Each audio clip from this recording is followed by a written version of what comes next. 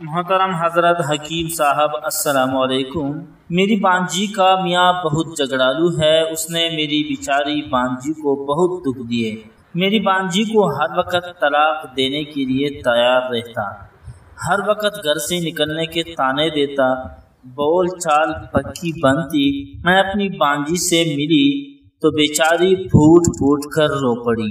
میں نے اسے تسلی دی اور کہا ایک وظیفہ ہے، یہ کرو، انشاءاللہ مسئلہ حل ہو جائے گا۔ اپنے پلوں سے آنکھیں صاف کرتے ہوئے اس نے میری طرف حیرانگی سے دیکھا اور بولی واقعی میرا مسئلہ حل ہو جائے گا؟ میں نے کہا ہاں، یہ وظیفہ بہت کمال کا ہے، بس تم یقین، توجہ اور دھیان سے پڑھو، دیکھو پھر کیسے حالات پلٹا کھاتے ہیں۔ اور ان روتی آنکھوں میں خوشی چھلکی گئی۔ پھر بولی جلدی بتائیں، میں ہر وظیفہ پڑھوں گی۔ میں نے بتایا اول آخر 3 بار درود شریف، 1 بار سورہ فاتحہ اور 3 بار سورہ اخلاص، بس یہی عمل ہے، یہ عمل کرتی رہو، سب ٹھیک ہو جائے گا۔ کہنے لگی آنٹی میرے شوہر نے طے کر لیا ہے، میں نے اسے طلاق ہی دینی ہے، ہم کبھی اکٹھے نہیں رہ سکتے۔ میں نے کہا چلو تم وظیفہ پڑھو، میں دیکھتی ہوں وہ تمہیں کیسے طلاق دیتا ہے، یہ عمل بہت طاقتور ہے، یہ ضرور طلاق روک دے گا۔ بے دلی سے کہنے لگی اچھا شروع کرتی ہوں، آگے اللہ کی مرضی۔ اس نے 3-4 ماہ پڑھا، اللہ نے کرم کیا اور بہت زیادہ کیا۔ وہ گاؤں میں اپنے 3 چھوٹے بچوں کے ساتھ رہتی تھی، اس کا شوہر فیصل آباد میں رہتا تھا۔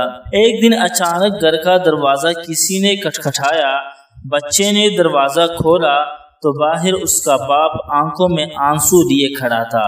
بانجی نے اسے اندر بلایا، چارپائی پر بٹھایا تو بیٹھتی ہی بولا مجھے معاف کر دو، نہ جانے کیا ہو گیا ہے، میرا دل اب تمہارے اور بچوں کے بغیر نہیں لگتا، گزشتہ جو کمی کوتاہی تم سے یا مجھ سے ہوئی اسے بھول جاؤ، چلو میرے ساتھ نئی زندگی شروع کرتے ہیں، اب میں تمہیں اور بچوں کو ساتھ لے کر ہی جاؤں گا، اب میں تمہارے بغیر مزید نہیں رہ سکتا، میں ہمیشہ تمہیں اپنے ساتھ رکھوں گا۔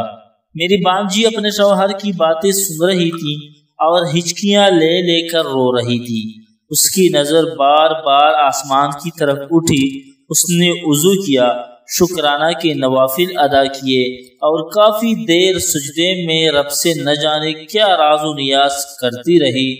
پھر اٹھی، بچوں کو کپڑے پہنائے، خود اچھی طرح تیار ہوئی اور بخوشی شام کو اپنے شوہر کے ساتھ روانہ ہو گئی۔